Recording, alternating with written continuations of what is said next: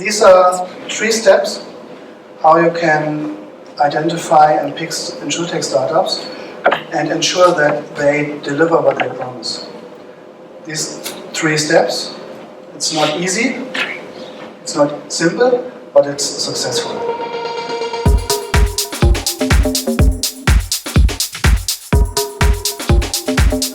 How to do it the smart way. There are other more fun ways, smart ways, how to select InsurTech startups and how to separate the wheat from the chaff. Well, these are 3 steps how you can identify and pick InsurTech startups and ensure that they deliver what they promise. These 3 steps, it's not easy, it's not simple, but it's successful. So this is the overview. Let me just go brief to the overview. Step 1: choose InsurTech startups with the right fit, and then you can focus your resources on a few InsurTech startups that fit your company, your abilities, and your strategy. We will go in detail after this slide. Step number 2: match InsurTech startups to a proper use case.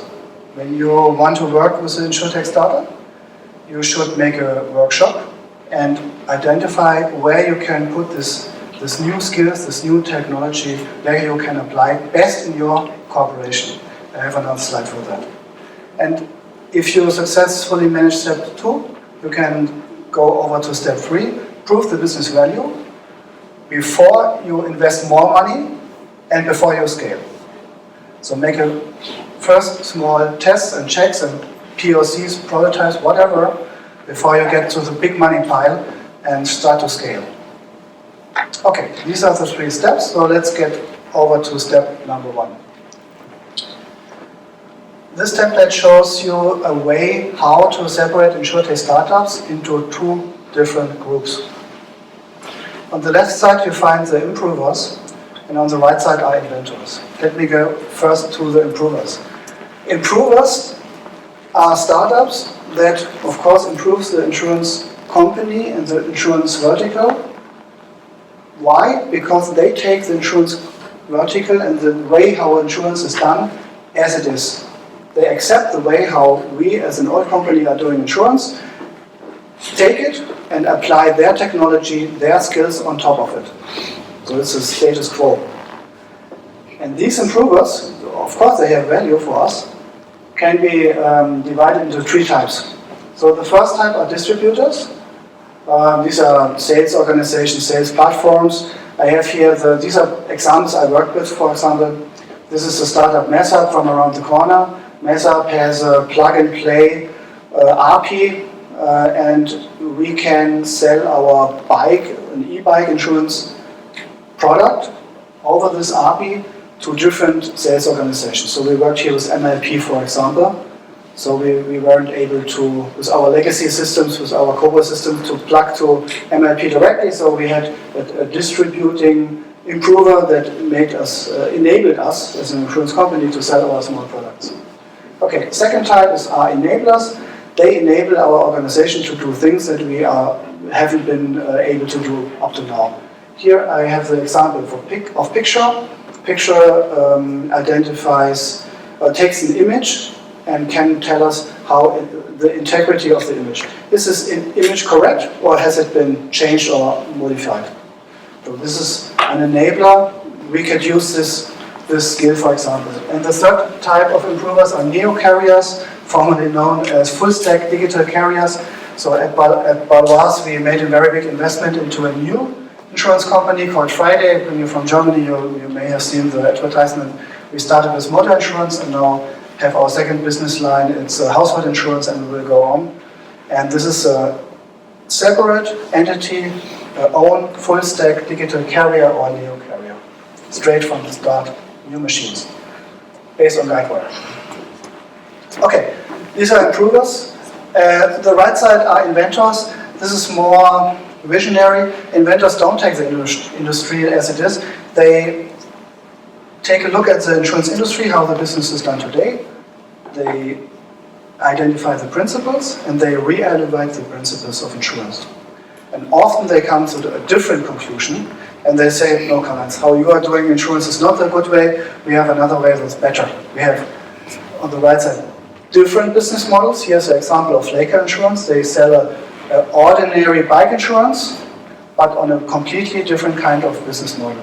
The cash flow is absolutely different from what the traditional insurance industry is doing. If you want to take a look at some very cool ideas, you can check out Leica. And also Islamic insurance is working also on a different kind of business model. It's also very interesting. So Islamic insurance or Takaful insurance is also on a different kind of business model. Okay, and then we have another type of inventors. These are conquerors of new market. For example, here's the Flock example. They offer drone insurance, and for commercial drone pilots, it's a new market. They have it on location, geo-specific, on time, as long as you want, whatever. So it's a new market that is served with a new company.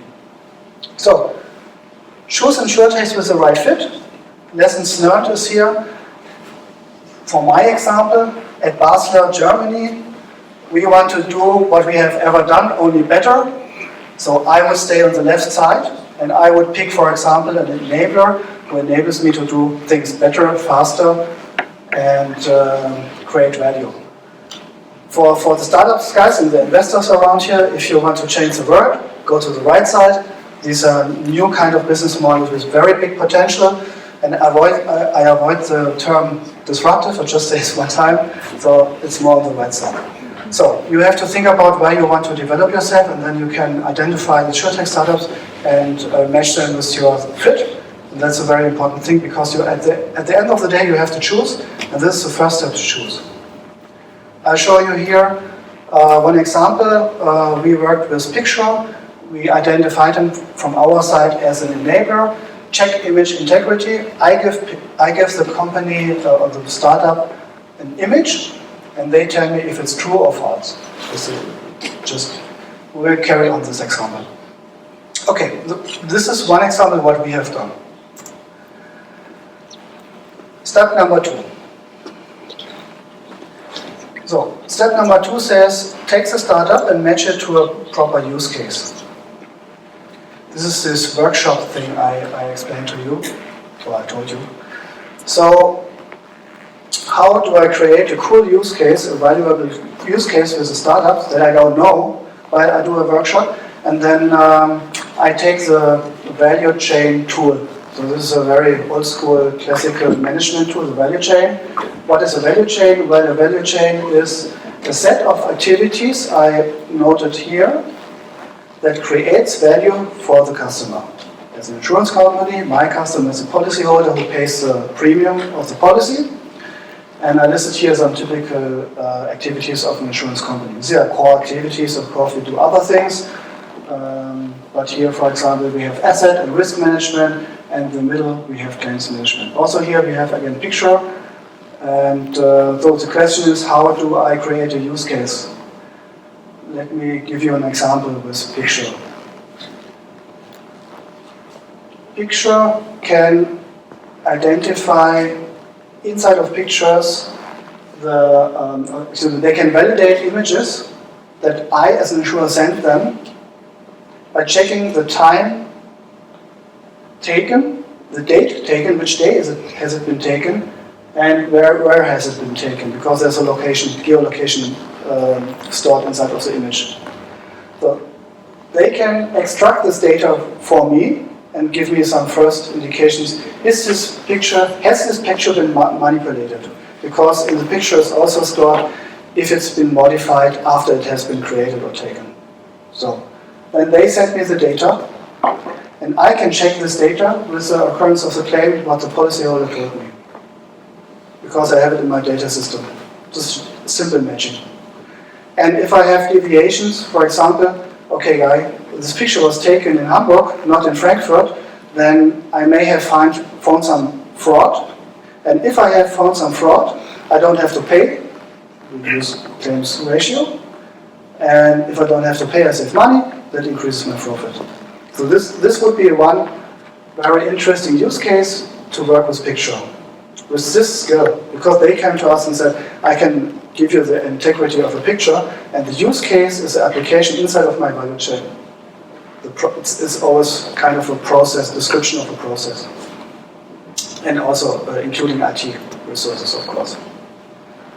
So this is an example of a proper use case. We gave it a try. So, okay, one more step to ensure that the InsurTech startup can deliver what they promise. Step number 3 is prove the business value.